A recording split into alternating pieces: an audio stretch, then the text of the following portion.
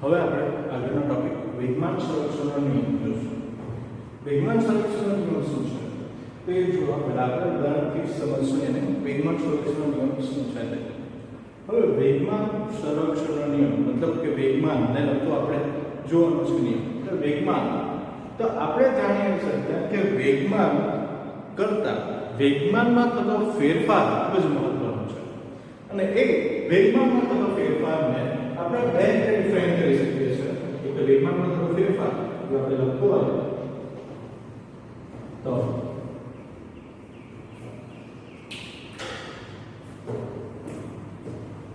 વેગમાનમાં થતો ફેરફાર જો મને લખવો હોય તો મેં એને લખી શકું ડેલ્ટા ટી પર.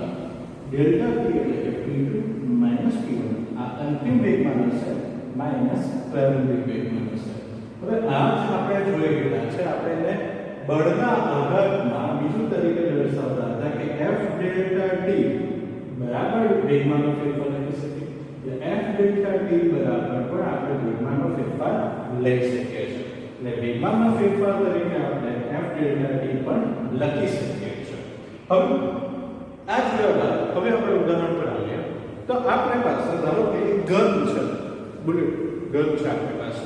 હવે એ જે ગન છે એમાંથી જ્યારે એક બુલેટને ફાયર કરવામાં આવે છે ત્યારે તમે જોતા હશો કે એમાં રિકોઇલ એટલે કે પાછળની તરફ આઘાત લાગે છે. હવે આમાં આપણે જ્યારે ગોળી છોડીએ છીએ તે પહેલાની વાત કરીએ તો તે પહેલા બંદૂક અને એની અંદર ગોળી બંને કેવા હોય છે? સ્થિર હોય છે. અને એ બંને સ્થિર હોય છે એટલે કે એમનો પ્રારંભિક વેગમાન કંઈક આપણે લઈએ છે p1 જેવો પ્રારંભિક વેગમાન લઈએ છીએ. બંને સ્થિર છે એટલે તો 0 જશે. હવે આગળ જઈએ તો જ્યારે આપણે કોઈ ગોળી ફાયર કરીએ છીએ ત્યારે શું થાય? તો ગોળી ફાયર કરતા આપણી બુલેટ જે છે તે આગળની તરફ ગતિ કરશે અને ગન ને રિકોઇલ એટલે કે આઘાત લાગશે એટલે સમાન મૂલ્યનું જેટલું બુલેટને આગળની તરફ બળ લાગ્યું એટલા જ મૂલ્યનું બળ એ ગનને પાછળની તરફ લાગે છે. બધાને ખબર હશે કે આપણે જે બુલેટ ચલાવીએ તો રિકોઇલ પાછળની તરફ લાગે છે. હવે આ જે છે તેમાં બુલેટ ખૂબ જ ઝડપથી આગળ વધી જાય છે અને ગન થોડી પાછળ આવે છે. આના પાછળનું કારણ શું છે? તો બળ તો સમાન મૂલ્યનું લાગે જ છે. બુલેટ આગળની તરફ જાય ને ગન પાછળની તરફ જાય છે. બળનો આઘાત અને આ ન્યૂટનના ત્રીજા નિયમમાંથી આપણે સમજી શકીએ છીએ કે સમાન મૂલ્યનું પરસ્પર વિરુદ્ધ દિશામાં બળ લાગે. પરંતુ અહીંયા જોઈએ તો પહેલા જે બુલેટ હતી તે બુલેટ સ્થિર હતી અને પછીનો વેગ ખૂબ જ ઝડપથી વધી જશે અને ગન પણ સ્થિર હતી પછીનો વેગ થોડો વધે છે અને તે વિરુદ્ધ દિશામાં જાય છે. હવે આ બંનેના વેગમાનમાં થતા ફેરફારની જો ચર્ચા કરીએ આપણે તો પ્રારંભિક વેગમાન p1 કેવું હતું? 0 હતું અને અંતિમ વેગમાન p2 ની વાત કરીએ તો એ વેગમાન આપણને કંઈક મળે છે. એટલે આપણે એમ કહીએ કે ધારો કે ગન ના વેગમાનમાં થતો ફેરફાર ની વાત કરીએ તો એક ગનના વેગમાનમાં થતો ફેરફારને આપણે f ડેલ્ટા t તરીકે લઈએ. શાના તરીકે લઈએ? f ડેલ્ટા t એટલે વેગમાનમાં થતો ફેરફારને આપણે આ તરીકે લઈ શકીએ છીએ.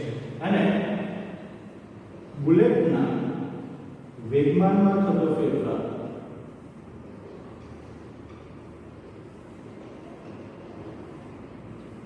ની વાત કરીએ તો એ આપણે લખીએ f ડેલ્ટા t પણ કેવો? માઈનસ. હવે તમને વિચાર આવશે f ડેલ્ટા t એ કેમ? તો તમને ખબર છે કે ન્યૂટનના ગતિના ત્રીજા નિયમ પ્રમાણે બળ સમાન મૂલ્યનું લાગવાનું અને એક જ ક્ષણે લાગે છે એટલે આ બંને કેવું આવશે? સમાન. હવે ફરક ક્યાં પડવાનો? તો ફરક પડવાનો છે દિશામાં. દિશા બંનેની વિરુદ્ધ દિશામાં આવશે. બુલેટ જશે એક દિશામાં અને ગન આવશે પાછળની દિશામાં. એટલે આ કેવું આવશે? માઈનસ. હવે તમે અહીંયા જોઈ શકો છો તો અહીં ગનનો વેગમાનમાં થતો ફેરફાર અને બુલેટના વેગમાનમાં થતો ફેરફારના મૂલ્ય સમાન છે પરંતુ દિશા વિરુદ્ધ દિશામાં છે. એટલે ટોટલ વેગમાનમાં થતો ફેરફાર જો ગણીએ માં થતો કુલ ફેરફાર જો આપણે વિચારીએ તો આવશે ઘન પ્લસ બુલેટ, એટલે કે આપણે એને ડિફાઇન કરીએ વેગમાન થતો ફેરફાર કોનો ઘનનો પ્લસ બુલેટનો. સમજે? pg પ્લસ pb ઘનનો વેગમાનમાં થતો ફેરફાર, બુલેટના વેગમાનમાં થતો ફેરફાર. એટલે આપણે લખો ડેલ્ટા pg ડેલ્ટા pb. હવે લખીએ તો f delta t plus minus f delta t. એટલે આ કેવું તો આ બધું સમાન છે એટલે કેવો થઈ ગયો શૂન્ય. સમજ પડે? એટલે ટોટલ વેગમાનમાં થતો ફેરફાર કેવો થઈ ગયો શૂન્ય થાય છે. સમજ પડે? સામે તો અહીં તંત્ર એમ લખવું પડશે આપણે તંત્રનો વેગમાનમાં થતો ફેરફાર. હવે તંત્ર એટલે કોણ તો બુલેટ પ્લસ ઘન એ તંતુ તંત્ર. સમજ પડી? તો આ આપણો શું થશે વેગમાનના ફેરફારનો વેગમાન સંરક્ષણનો નિયમ થશે. હવે એને આપણે ડિફાઇન કેવી રીતે કરવાનો તો એના નિયમ આપણે આવી રીતે લખી શકીએ અલગ કરેલા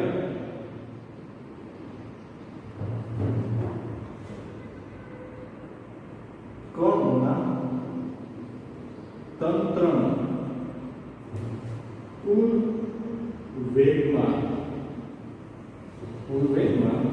અચળ સંકળે છે અલગ કરેલા કોણના તંત્રનો કુલ વેગમાન અચળ રહે છે. હવે તમારા મગજમાં આવશે અલગ કરેલા કોણના તંત્ર. હવે અલગ કરેલું તંત્ર એટલે શું? તો અલગ કરેલું તંત્ર એટલે કે એવું તંત્ર કે જેમાં કોઈ પણ બાહ્ય બળ બહારથી લગાડવામાં આવતું નથી. એટલે એવા તંત્રને આપણે શું કહીશું અલગ કરેલું તંત્ર. કોઈ બાહ્ય બળ લગાડવામાં નથી આવતું એનો મતલબ શું? તો જે કંઈ પણ બળ લાગે છે તે અંદર જ લાગે છે. એટલે કે આપણે જાણીએ છીએ કે ઘનમાં બળ જે લાગે છે તે અંદરની તરફ જે રિએક્શન થાય છે તેના કારણોસર લાગે છે. આપણે એ ગનને કે બુલેટને કોઈ પણ બળ આપતા નથી. એટલે એને અલગ કરેલું તંત્ર કહેવાશે. અને એ કુલ વેગમાન કેવું અચળ છે. અચળ રહે છે મતલબ કે ટોટલ વેગમાન કેવું રહે છે શૂન્ય રહે છે. આ દ્વારા આપણે સમજી શકીએ છીએ. હવે આગળ જો આપણે બીજું ઉદાહરણ લઈશું જેના દ્વારા આપણે નિયમની સાબિતી આપીશું. તો અહીં આપણે બે સમાંતરના બે ગોળાઓ A અને B લીધેલા છે જેમાં વેગ સમાન છે અને તે એકબીજા તરફ આવી રહ્યા છે. એ બે દળના ગોળાઓ એકબીજા સાથે સંઘાત પામે છે. સંઘાત એટલે કે અથડામણ પામે છે અને પાછળ વિરુદ્ધ દિશામાં જાય છે.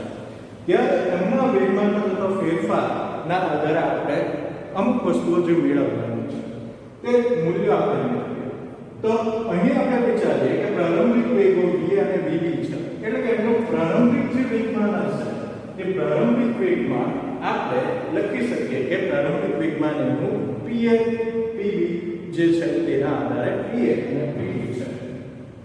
પ્રારંભિક વેગમાન અનુક્રમે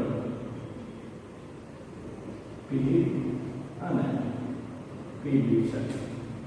એટલે સંઘાત પહેલા સમજાય? હવે સંઘાત બાદની વાત કરીએ. સંઘાત બાદ અંતિમ વેગમાન p' અને pb' છે એવું આપણે કહી શકીએ. સમજો પડે?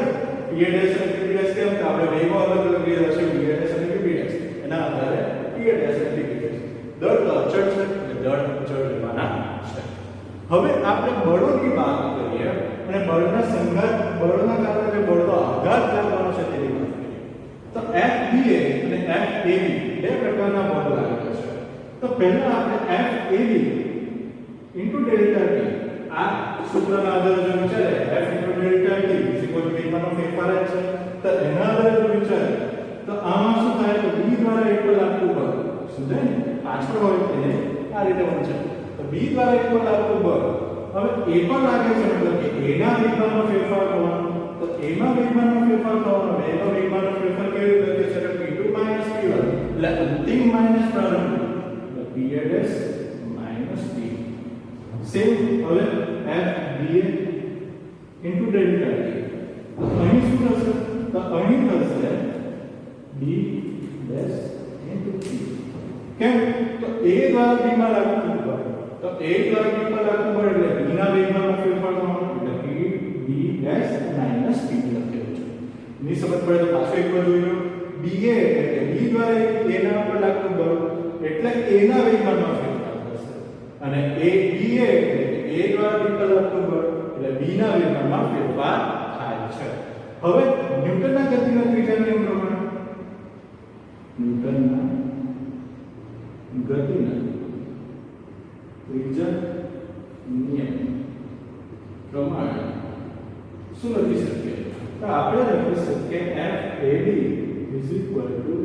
FBA કેવું માઈનસ અને નેગેટિવ રાશિ છે શું થશે તો આ બે સમીકરણો છે એક અને બે ના આપી દે તો એની વેલ્યુ જો આપણે આમાં મૂકીએ તો આપણને શું જોવા મળે તો આ વેલ્યુ મૂકવાની છે આપણે તો આ વેલ્યુ મૂકવાની છે ડેલ્ટા t નીચે જતો રહેશે તો તમે જોશો કે બંનેમાં ડેલ્ટા t સમાન છે એટલે આપણે એને લખવાની જરૂર નથી એ નીકળી જવાનું છે એટલે આપણી પાસે શું રહી જશે તે લખીએ તો FAB બરાબર PA ડેશ માઈનસ PA બરાબર minus PB dash minus PB સમજ પડે કે બરાબર ડેલ્ટા t બંનેમાં નીકળી જશે એટલે આપણે લખતા નથી હવે કાઉન્સ છોડીએ અને ડેશ વાળાને એક તરફ લાવીએ અને AB જે શરૂઆતના છે એને એક તરફ લાવી દઈએ તો પહેલા તો કાઉન્સ છોડીએ માઈનસ PB ડેશ આ માઈનસ માઈનસ કેવા થઈ જશે પ્લસ એટલે પ્લસ PB હવે આ PB ને આ તરફ લાવવાના છે અને આ PA ને PA ડેશ ને આ તરફ લઈ જવાના છે એટલે હવે જો લખીએ આપણે તો આપણી પાસે રહી જશે PA plus PB is equal to PA dash plus PB dash એટલે કે આ પ્રારંભિક વેગમાન થઈ ગયું અને આ થઈ ગયું અંતિમ વેગમાન એટલે આ પ્રારંભિક વેગમાન બરાબર